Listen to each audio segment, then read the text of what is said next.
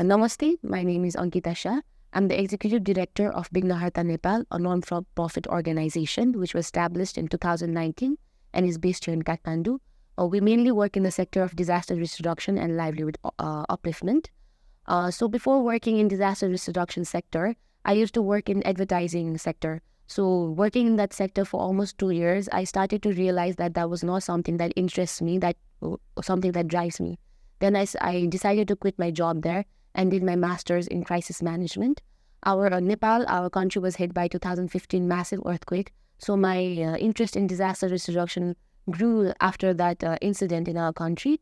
And then I started working in this sector. So I was also involved in the development of Pipot portal, which is now endorsed by the government of Nepal, and also led a research with EC Mode on accessing the vulnerability and risk of mountain communities in Langtang Valley, which was massively hit by 2015 earthquake-induced avalanche. During the COVID pandemic, I met with my colleagues here in Bighnaharta, Nepal, and got to know about the amazing work that they were doing in one of the most marginalized communities here in Nepal. So that's how I met my colleagues here and instantly decided that I want to be part of this family. So the project that our organization Bighnaharta Nepal is currently implementing is called Bioengineering Social Enterprise for Disaster Risk Reduction and Livelihood Upliftment. So through this project, what we do is we apply the indigenous local knowledge of these marginalized communities using the techniques of nature-based solutions, bioengineering, and social enterprise.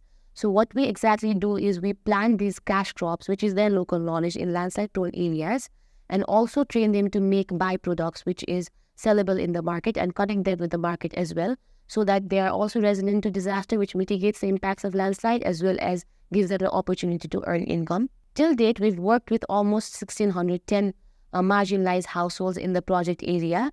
In the past 5 years, they've planted more than 900,000 broom grass saplings in more than 1,000 landslide-prone areas and more than 300 barren lands. Out of the plantation, we've produced more than 800,000 brooms, which is now sellable in the market, and we've also started branding it as Khoria Ko. Khoria is called steep hills in their language. Some of the major challenges that we face is one is the geographic constraints, because Nepal, the project area that we work in, and generally Nepal has a very rough terrain and very complex geography. So the project area has very limited access to roads, and we have to, walk for hours and, cross rivers to reach to our project areas, especially to engage with the communities and for monitoring and evaluation. That is one of the major challenge.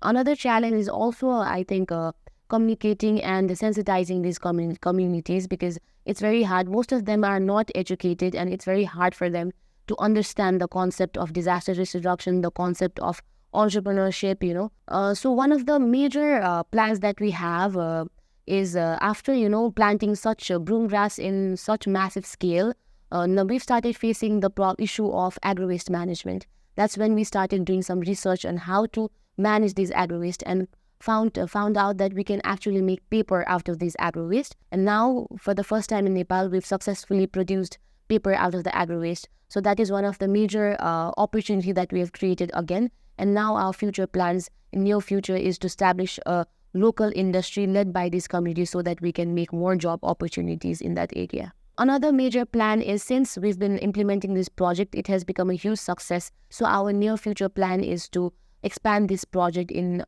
similar areas, especially road corridors as well. Thank you so much. Namaste.